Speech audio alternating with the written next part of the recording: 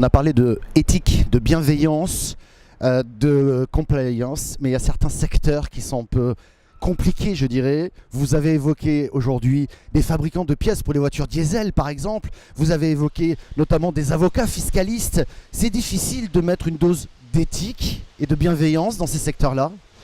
Je pense que ce n'est pas difficile, c'est au contraire la solution.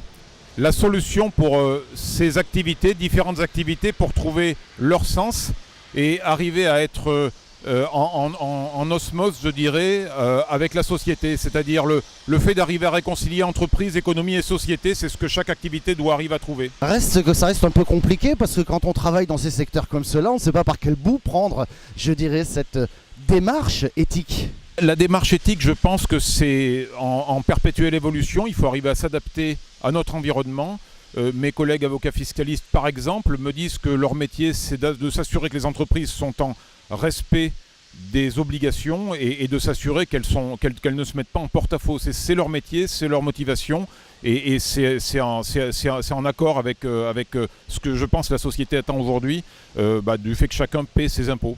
Donc ça veut dire de la conformité avant tout, mais de la conformité on va un petit peu plus loin que cette conformité telle qu'on pourrait l'imaginer, contraignante, mais plutôt de la conformité avec de la transparence, du bien, de l'humain, c'est ça en fait le modèle. Effectivement, je pense que c'est de la conformité, ce que j'appellerais intelligente, c'est-à-dire qu'une entreprise doit faire son activité, doit gagner sa vie pour payer ses salariés, pour grandir, pour évoluer. Et si elle ne le fait pas avec de l'éthique et en se mettant en phase avec ce qu'attend l'économie, ce qu'attend la société, elle ne durera pas longtemps. Donc c'est de l'éthique intelligente et durable. Voilà. Et c'est obligatoire aujourd'hui, si je vous comprends bien. C'est obligatoire, ça le sera de plus en plus et c'est en perpétuelle évolution. Donc il faut arriver à être également en perpétuelle évolution. Merci beaucoup. Merci.